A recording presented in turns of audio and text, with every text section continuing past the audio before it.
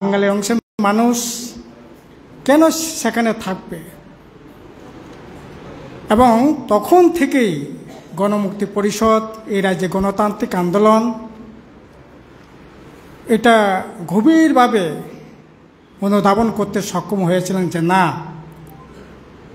এই দাবি পূরণ করতে গেলে পরে সংখ্যাগরিষ্ঠ অংশের মানুষের, গণতান্ত্রিক অংশের মানুষের সমর্থন ছাড়া সম্ভব নয়। এবং পরিশেষে উপজাতীয় যুব সমিতিকে বাদ রেখেই এই আন্দোলন শুরু হয়। ট্রাইবেল, নন ট্রাইবেল, ওয়ানসা, তিপ্রাসা সকলে মিলে এই আন্দোলন শুরু হয়। যদিও আন্দোলনের 1974 সালে 30শে ডিসেম্বর, আপনার 75 সালের 3 তারিখ মার্চ একটা সত্যাগ্রহ আন্দোলনের ঘোষণা দেয়। সেই মোতাবেক গোটা রাজ্যের মধ্যে এই আন্দোলন ছড়িয়ে পড়ে আন্দোলন হয় এবং আপনার দক্ষিণ ত্রিপুরার জুলাইবারেতেও সেই আন্দোলন সংগঠিত হয়। ট্রাইবেল, নন ট্রাইবেল উভয় অংশের মানুষের সম্মিলিত আন্দোলন ছিল। এই আন্দোলনেই সেখানে পুলিশ বিনা প্ররোচনায় কমরেড শহীদ ধনঞ্জয় ত্রিপুরাকে গুলি করে হত্যা করে এবং তার পরবর্তী সময় আমরা সকলেই জানি এই আন্দোলন দুর্বার গতিতে এগিয়ে যায়। গোটা রাজ্যের মধ্যেই এই আন্দোলনে আরও প্রসার ঘটে এবং এটা একটা জিনিস পরিষ্কার যে আন্দোলনটা আমরা করছি, গণমুক্তি পরিষদ, তৎকালীন গণতান্ত্রিক আন্দোলন এবং বাস্তব অবস্থার নিরিখে আন্দোলনটা শুধু রাজনীতির উদ্দেশ্যেই নয়, প্রকৃতপক্ষে উপজাতিদের সমস্যার সমাধান বা উপজাতিদের সমস্যা নিরসনের জন্যই এই আন্দোলনটা সেদিন সংগঠিত হয়েছিল।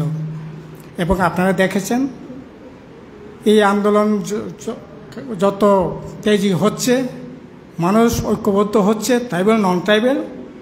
1978 সালে বামফ্রন্ট সরকার আসার পর এই 4 দফা দাবি একটি করে সমস্ত দাবি সেখানে পূরণ করে উপজাতিতে স্বার্থ রক্ষা করবার জন্য সেখানে উদ্যোগ গ্রহণ করে। আমরা দেখি এখানে ইতিহাসের প্রেক্ষাপট মানিকদা, অগত্যা ওনারা বলবেন, আমি সেই বিষয়ে বড় বেশি বলতে চাইছি না। এটা ঘটনা 1967 সালে উপজাতীয় যুব সমিতি হয়েছে এবং আজ পর্যন্ত আমাদের রাজ্যে আঞ্চলিক দল প্রায় 57-58 বছর ধরে বিভিন্নভাবে বামপন্থী বিরোধী আঞ্চলিক দলগুলো হয়েছে। তাদেরও অনেক কিছু দাবি দাওয়া ছিল, কিন্তু আমরা লক্ষ্য করলাম কি আন্দোলনটা হয়েছে, দাবিটা হয়েছে শুধু রাজনীতির স্বার্থেই। প্রকৃতপক্ষে উপজাতি উন্নয়ন, উপজাতিদের স্বার্থ রক্ষা করবার জন্য উপজাতি যুব সমিতিও বলেন। তার পরবর্তী সময়ে আমরা দেখেছি আপনার 2000 সালে আইপিএফটি, 2018 সালে নতুন করে আবার আইপিএফটি এনসি দেববর্মার নেতৃত্বে এখনও আমরা দেখছি এই যে প্রদ্যোৎ কিশোর দেববর্মার নেতৃত্বে যে ত্রিপুরা মথা দল, ওরা কি ভোটের সময় বা রাজনীতির উদ্দেশ্যেই একমাত্র স্লোগানগুলি তুলে, দাবিগুলি তুলে এটাকে কার্যকরী করবার জন্য কোনো ধরনের উদ্যোগ আমরা কিন্তু লক্ষ্য করতে দেখতে পাই না। আপনার উপজাতি যুব সমিতির স্লোগানের সাথে ওদের সরকারে যাওয়ার পর বাস্তব অবস্থা মিলিয়ে দেখেন। 2000 সালে একই অবস্থায় আপনারা মিলিয়ে দেখবেন। 2018 সালে তাদের যে এনসি দেববর্মার নেতৃত্বে যে আইপিএফটির যে স্লোগানটা ছিল, যে দাবিটা ছিল, সরকারে যাওয়ার পর যে দাবি, যে স্লোগান, এটার সাথে সরকারে যাওয়ার পর যে বাস্তবতা, এটা আপনারা মিলিয়ে দেখবেন। এখনও এই যে ত্রিপুরা মথা যে দাবিগুলো তুলছে, যে দাবির কথা বলছে, যে সমস্যা নিরসনের কথা বলে ত্রিপুরা শব্দের ফিয়কটানি কথা বলছে, মুক্তির কথা বলছে, কিন্তু এখন তো বলা যেতে পারে আইপিএফটি চূড়ান্ত ক্ষমতার শিখরে আছে। ওদের এমপি আছে, ওদের এমএলএ আছে, এডিসি প্রশাসনে আছে, রাজ্য সরকারের সাথে আছে, এবং থানচা বলে থানচার তো চূড়ান্ত পর্যায়ে আছে। তাহলে আর কত থানচা হলে পরে ওরা উপজাতি যে স্বার্থ রক্ষা করবার জন্য যে কথাগুলো বলেছিলেন, এই কথাগুলো বাস্তবায়ন করবেন। আসলে বাস্তবায়ন করবার জন্য না, রাজনীতির উদ্দেশ্যেই এগুলি স্লোগান তোলা। আজকে 3রা মার্চ, গত 2 তারিখ মার্চ 2024 আমরা কি দেখলাম? পার্লামেন্ট নির্বাচনের ঠিক মুহূর্তে ত্রিপুরার সাথে বিভ্রান্তি করবার জন্য, ত্রিপুরাবাসীকে বিভ্রান্তি করবার জন্য ত্রিপুরার সাথে একট সেখানে দিল্লিতে গিয়ে একট করলেন, বললেন 6 মাস আপনারা অপেক্ষা করেন। 6 মাস তো না, আজকে তো 1 বছর, আজকে 3 তারিখ, 1 বছর 2 দিন হলো। কোথায়? অনেক দাগ ডুল পিটিয়ে আপনার এই যে 2 তারিখ, আরে না 27-28, এই আগরতলা শহরে প্রথম নাকি তাদের বিশেষ অধিবেশন হচ্ছে। অধিবেশনে কি হচ্ছে? যুবকদের অধিবেশন হচ্ছে, ওয়াইটিএ। যুবকদের সমস্যা নিয়ে কোনো কথা আছে? কোনো প্রস্তাব আছে? কোনো দাবি আছে? শুধু বলছে থানচা হতে হবে, থানচা হতে হবে। না, থানচা তো আমরা হলাম, পার্লামেন্টে মেম্বার করলাম, আমরা বিধানসভায় গেলাম, আমরা এডিসি প্রশাসনে গেলাম আমরা, তো আর কত থানচা চান আপনারা? অথচ হাজার হাজার বেকার যুবকদের কথা সেখানে নেই। উপজাতি মহল্লায়, উপজাতি এলাকায় আজকে কি অবস্থা চলছে? সোশ্যাল মিডিয়া খুললে পরে, পত্রিকা খুললে পরে, বিভিন্ন চ্যানেলগুলো খুললে পরে আমরা কি দেখতে পাই? কথা আছে না। আসলে এখন মানে দু মেরুকরণ চলছে। আমরা চাইছি একতা, আমরা চাইছি শান্তি, আমরা চাইছি সহাবস্থান, মানুষের অর্থনৈতিক সামাজিক তার বিকাশ। আর একটা অংশ চাইছে কীভাবে বিভাজনটাকে শার্প করা যায়, অর্থনীতিকে কীভাবে বিপর্যস্ত করা যায়, শিক্ষা, স্বাস্থ্য, মানে সমস্ত দিক থেকে যদি আমরা দেখি কি অবস্থার মধ্যে আছি।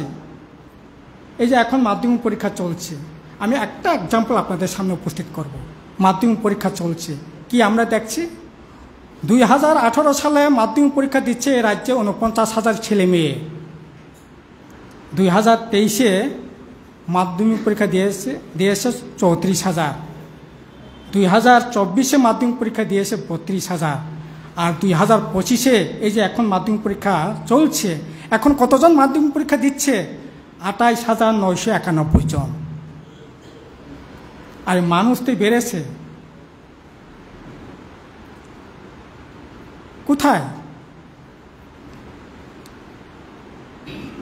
এখন তো দেখছি আসলে প্রণব দেবনাথ ঠিকই বলেছে, তাদের যে নীতি, তাদের যে ভাবনা, এত পশ্চাৎমুখী ভাবনা। আমাদের দেশ, যে দেশে এখনও মুখ্যমন্ত্রী গেরুয়া বেশন পরে, যেখানে বিজ্ঞান প্রযুক্তি বেটি রেখে নিজেকে মেলে ধরবার চেষ্টা করছে, একই অবস্থা আমরা দেখছি। আজকে আপনারা খুমুলুং যান, খুমুলুং গেলে দেখতে পাবেন কোথায় আমাদের সাহিত্য, সংস্কৃতি, কি কালচার, এগুলি নয়। এই ইতিমধ্যে এখন তো আমি হিসাব করে দেখলাম 7 জন আমাদের মহারাজদের মূর্তি সেখানে বসানো হয়েছে।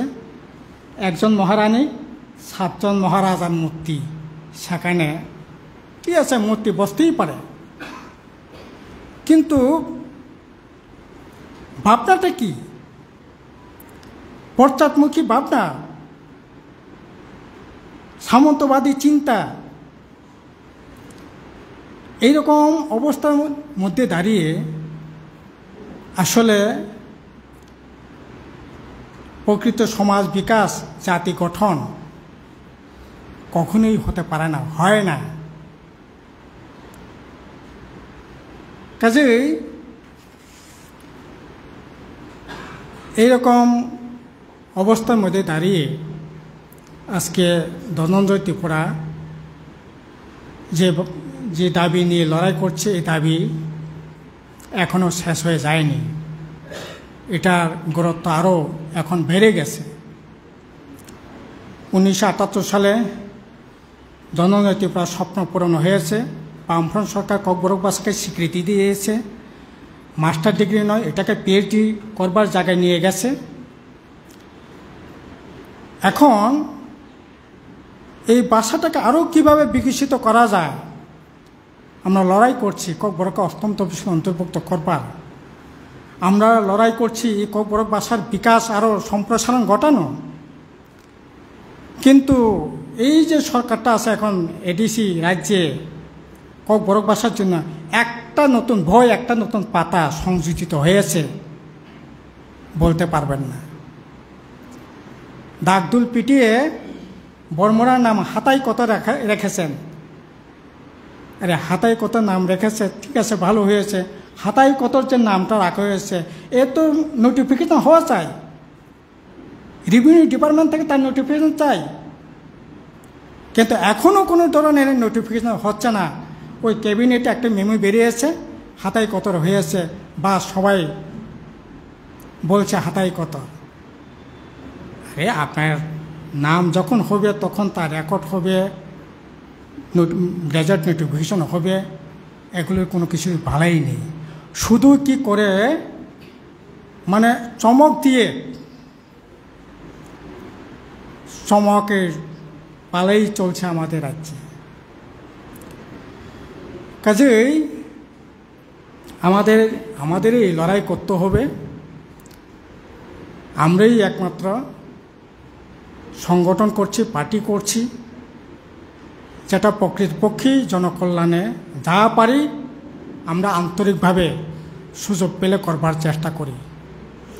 আর যারা আমরা দেখছি খুব বড় বড় যারা কথা বলেন, তারা ভোটের জন্য, রাজনীতির জন্য, নিজেদের সংকীর্ণ স্বার্থসিদ্ধির জন্য শুধু দাবিটাই তুলে, স্লোগানটাই তুলে কার্যকরিতা করে না। কাজেই আমাদের এই বিষয়গুলো হিসাব করতে হবে, মূল্যায়ন করতে হবে, দেখতে হবে। কাজেই তাখরক বখরক তিনি সেং বিরাট একটা চ্যালেঞ্জ বসকাঙ্গত বসকাং বিরাট একটা চ্যালেঞ্জ সিনি ধনঞ্জয় ত্রিপুরা সং জ্যামাং অবন সং তাইব মুখ থাंखानेन बागाखौ फैया नागाना তিনি জ্যামাং নুগৈ যে সামং তাंमानि ও সামংनो সরকারকে চিরিনাनि बागै गभीर राजनीतिक षড়যন্ত্র চলি दङ। কাজে ও জায়গা বাঁচাই সিনি আজকে আমাদের শপথ হবে ধনঞ্জয় ত্রিপুরার শহীদান দিবসে আমাদের একতা, আমাদের প্রকৃতপক্ষে সংখ্যালঘু, উপজাতি, তপশিলি সমস্ত অংশে মানুষের স্বার্থ রক্ষা করবার জন্য যে লড়াইটা আমরা করছি, কঠিন, জটিল, চারিদিক থেকে অক্টোপাসের মধ্যে গিরি ধরবার চেষ্টা হচ্ছে, তা সত্ত্বেও আমরাই পারব। আমরাই করেছি যা করবার, আগামী দিনে আমাদেরই করতে হবে এবং করার জন্য সেরকমভাবে আমাদের সংগ্রাম, আমাদের মতাদর্শ সংগ্রাম যেমন হবে, সাংগঠনিকভাবে সেই রকমভাবে আমাদের শানিত করে এগিয়ে যেতে হবে। এটাই হবে আমাদের আজকের দিনের শপথ। কাজেই আমি আর বড় বেশি বলছি না। আবারও ধনঞ্জয় ত্রিপুরার প্রতি গভীর শ্রদ্ধা নিবেদন করে আমার সংক্ষিপ্ত কিছু কথা বলা এখানে শেষ করলাম। কমরেড ধনঞ্জয় ত্রিপুরা অমর রহে।